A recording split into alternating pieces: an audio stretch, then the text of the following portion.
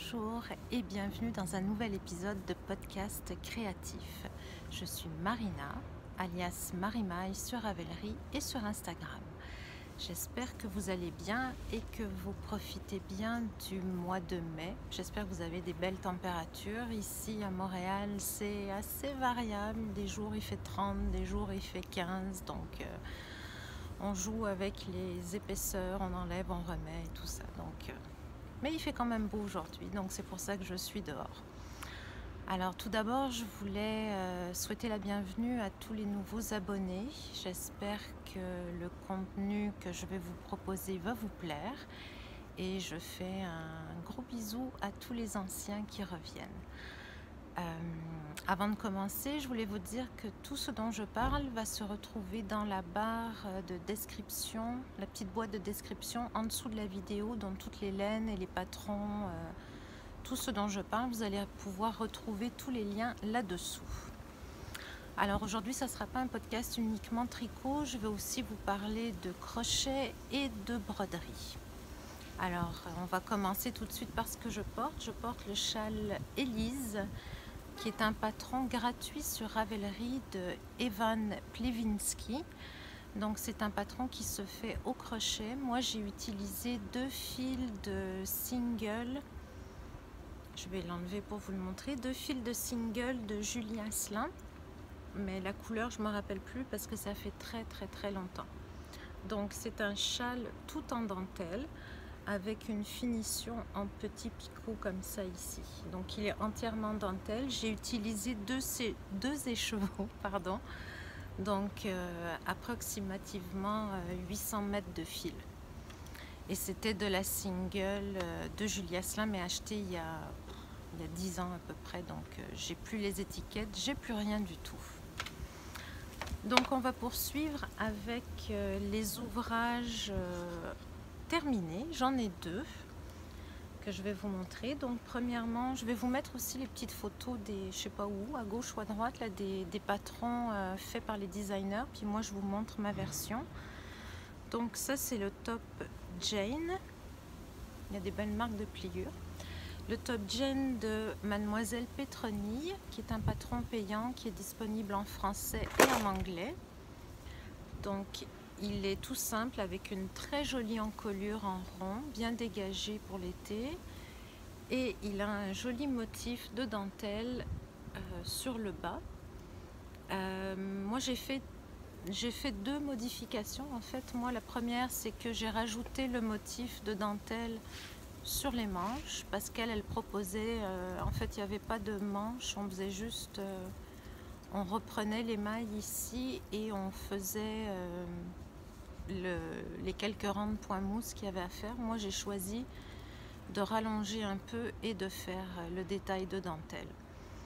L'autre modification, c'est qu'il y a une grille pour la dentelle et elle la faisait s'arrêter sur les 2 côtés.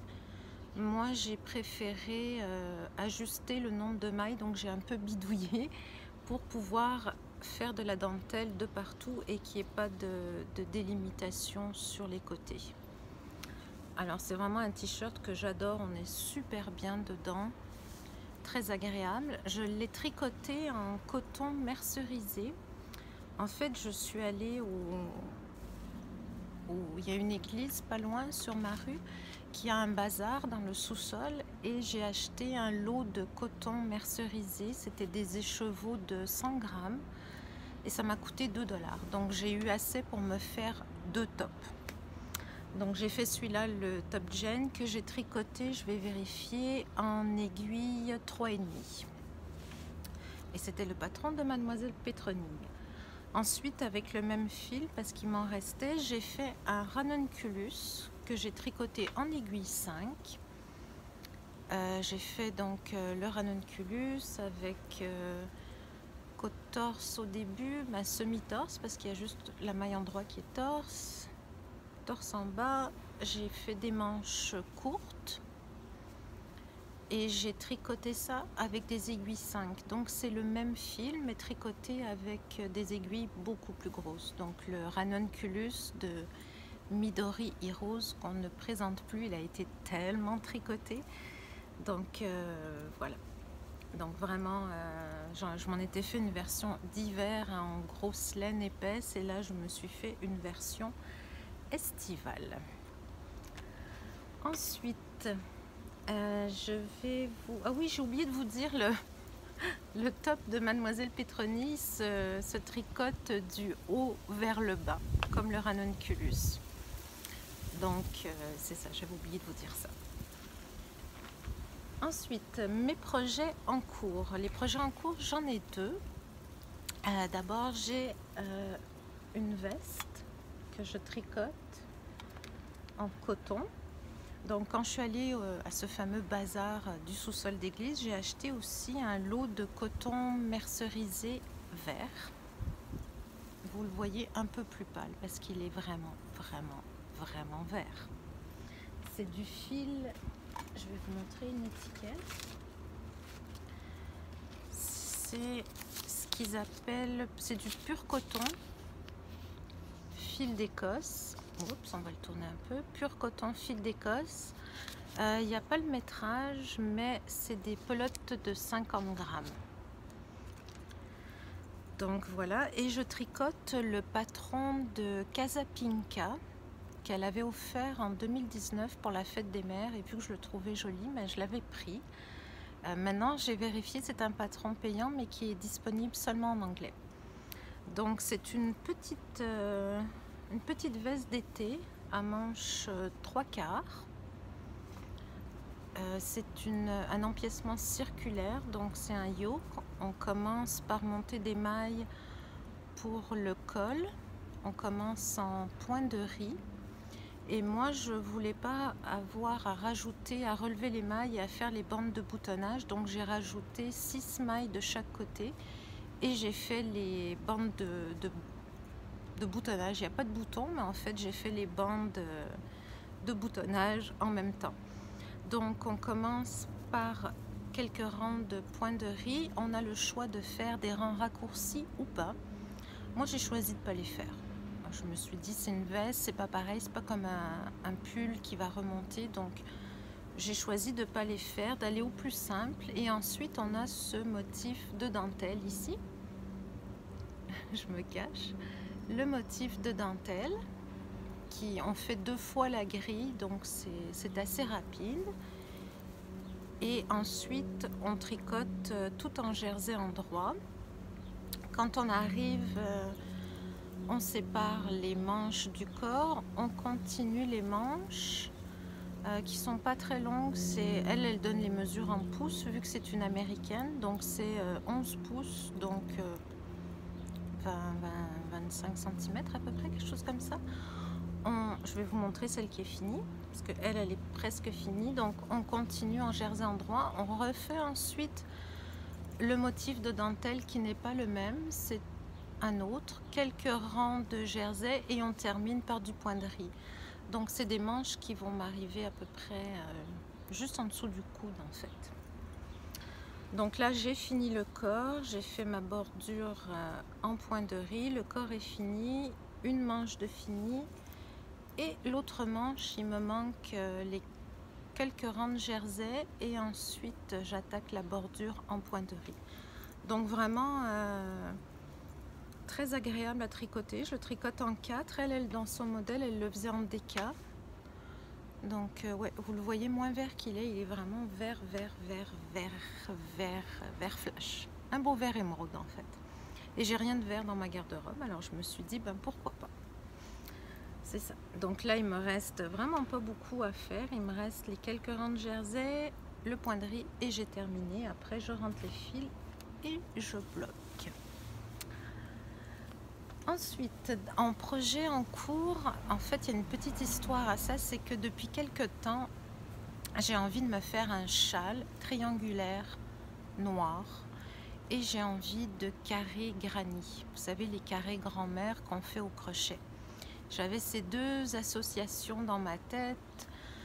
J'ai cherché un peu des patrons, j'en ai pas trouvé. Je me suis dit bon ben je peux le faire moi, donc je vais essayer, je vais tenter de le faire. Et là je reçois un appel au test de Émilie, la designeuse derrière la marque Atelier Émilie, qui est une designeuse française de tricot. Et elle envoie cette photo, c'était exactement ce que je cherchais, un châle noir avec des carrés granit. Alors j'ai appliqué pour le test et j'ai eu la réponse, j'ai été choisie. Donc moi je fais le test, je teste sa version anglaise parce que tous ses patrons sont en français et en anglais. Donc c'est ça, moi je teste la version anglaise, donc je vais vous montrer comment sera ma version. C'est pas un test secret, elle nous a juste demandé de ne pas montrer les photos finales, donc je peux vous en parler un petit peu.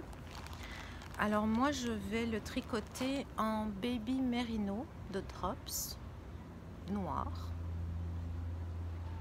donc c'est la couleur 21. Donc c'est un fil fingering un petit peu plus épais qui est très rond, très dodu. J'aime beaucoup tricoter le baby merino. Donc le corps du châle va être en noir comme ça. Et mes carrés granit vont être, vous ne verrez peut-être pas très bien, c'est un fade de Julie Asselin que j'avais acheté il y a plusieurs années. C'est du Leisure Fingering, c'est du mérino et soie. La couleur c'est expressive ou expressive. Donc c'est 90% de mérino superwash et 10% de soie. Il y avait 5 petites pelotes comme ça ici. Donc on a quand même pas mal de métrage. On a 485 mètres pour 140 grammes. Donc mes petits carrés sont faits comme ça, je vais vous les montrer parce que je les ai tous terminés. On avait 24 carrés à faire plus 2 triangles, je les ai terminés, je les ai lavés, je les ai bloqués et je vous les montre ici sur mon tapis de blocage. Ils sont secs maintenant. Donc tous les petits carrés, j'ai mélangé les 5 couleurs et on a ici les 2 petits triangles qui vont faire les pointes. Donc voilà, ils sont secs maintenant, donc je vais pouvoir enlever les épingles. Oh pardon, je vous ai fait bouger, désolée, je vais changer cette place. Je vais pouvoir enlever les épingles et continuer mon châle. Donc on a quand même jusqu'au 1er juillet pour le faire, donc il n'y a pas de problème. Je suis désolée, il y a des petites feuilles qui tombent, là on dirait qu'il neige, mais je vous rassure, c'est pas de la neige. Donc voilà, c'était tout pour mes projets en cours. J'ai donc le gilet et le test, le châle en test pour Atelier Émilie. Ensuite, je voulais vous montrer de la broderie. Parce qu'en fait, moi, il y a longtemps, je faisais du point de croix et j'avais envie d'essayer la broderie traditionnelle, en fait. Et j'ai coupé un morceau de tissu que j'avais, j'ai fait des dessins, mais je suis pas très douée en dessin. C'est vraiment... Et j'ai pris les fils qui me restaient quand je faisais du point de croix, donc c'est des fils DMC, et j'ai fait cette petite broderie ici. Donc quelque chose de vraiment tout simple. Donc pour pratiquer, c'était vraiment en fait pour pratiquer les différents points. Donc on a du point de tige, on a des nœuds français ici aussi. Là j'ai essayé de faire une fleur d'échinacée, c'est plus ou moins réussi. Comme je vous dis, je suis pas très bonne en dessin. Mais j'ai fait l'espèce de dégradé de couleurs avec le rose foncé, au milieu le rose pâle. Et dans le cœur aussi, j'ai fait des nœuds français brun foncé et jaune, je pense. Ouais, c'est ça. J'ai fait des points ici, je sais plus comment ils s'appellent. Je pense que c'est des points, je sais plus. On fait comme une boucle et on la ferme ici. Donc j'ai fait comme des petites fleurs. Et ça, j'ai trouvé ça vraiment agréable. C'est comme une roue, ça fait comme une rose en fait. Moi, j'ai décidé que ça serait mon soleil. Ça, c'est des nuages, mais des nuages roses et jaunes, des nuages en fleurs. Et ça, c'est vraiment hyper agréable à faire. On fait un rond, on fait des 5 traits avec des points lancés. et ensuite on vient passer dessus dessous, et à force de le faire quand même ça prend une assez bonne aiguillée, ça fait cette petite espèce de rose en 3 dimensions. Donc c'est vraiment super agréable. Donc c'est ça, c'était ma première broderie, puis je suis quand même contente du résultat. Donc j'avais fait les dessins avec un crayon friction effaçable. C'est vrai que ça s'efface bien quand on passe le fer dessus, parce que j'ai dû effacer plusieurs fois. Alors je sais pas ce que je vais faire. Peut-être que je vais me coudre quelque chose, faire une broderie ou commencer par un sac, je sais pas, mais c'est parce que je trouve ça très joli. D'abord je pensais en faire plusieurs et les accrocher dans le tambour comme ça et les mettre sur un mur que j'ai dans ma petite pièce qui me sert d'atelier en fait, mais je sais pas, je vais voir. C'est ça, donc ça c'était broderie. Donc aujourd'hui vous avez eu crochet, broderie, et ça va être tout hein, parce que la couture j'en ai pas fait cette fois-ci. Je vais vous montrer un achat que j'ai fait dans ma boutique de quartier, chez les tricoteuses du quartier. J'ai acheté quelque chose qui me fait de l'œil depuis très longtemps. C'est la Nurtured, j'ai vraiment du mal à le dire ce mot-là, Nurtured Fine de Julia Slam. Donc elle a vraiment elle a cette qualité de laine Nurtured en fil plus épais. Je sais plus si c'est des K worsted, et elle a sorti celle-là ici en fil vraiment fin, qui est un fingering. Ce cône-là, il y a 708 mètres pour 112 grammes. Donc c'est un fil qui va énormément gonfler au blocage parce que c'est du Rambouillet, Targhee et Mérino. Donc 3 races de moutons qui ont été mélangées. Le fil est d'une douceur, là, il est sec, mais il est tellement doux. Donc avec ça, je vais me faire un patron de Casa Pinka encore qui s'appelle le Powder Wrap, qui peut être fait soit en laine déca, soit avec ce fil-là. Elle conseille un cône comme ça. Donc je vous mettrai une petite photo ici. C'est vraiment un châle que je veux me faire depuis longtemps. J'ai acheté le patron il y a longtemps, je savais pas trop en quoi le faire. Et là, quand je suis allée à la boutique de mon quartier la semaine dernière, j'ai craqué. La couleur, il n'y a pas de nom de couleur, mais c'est un espèce de vieux rose avec des taches de jaune, de bleu. Je ne sais pas si vous pourrez voir ici, il y a des petites boulettes de jaune, de mauve, de bleu. Et c'est un vieux rose, il est tout simplement, je ne sais pas si vous voyez bien la couleur, tout simplement magnifique. Donc j'adore. Je pense que ça va être un châle bien beau, bien doudou. Voilà. Ensuite, j'ai décidé de sortir un vieux châle que j'ai fait il y a des années. J'ai pas vérifié quand, mais c'est quand il est sorti. Je vais le prendre. J'avais tricoté le Find Your Fade d'Andrea Mori en 3 laines de Julie Asselin. Donc il y avait, je vais vous le montrer ici. Ici c'était de la Nomade. Ensuite on avait ici Petit Fruit. Ça c'est de la Lezu Fingering. Et on avait celle-là qui s'appelle, je pense, Thé d'après-midi.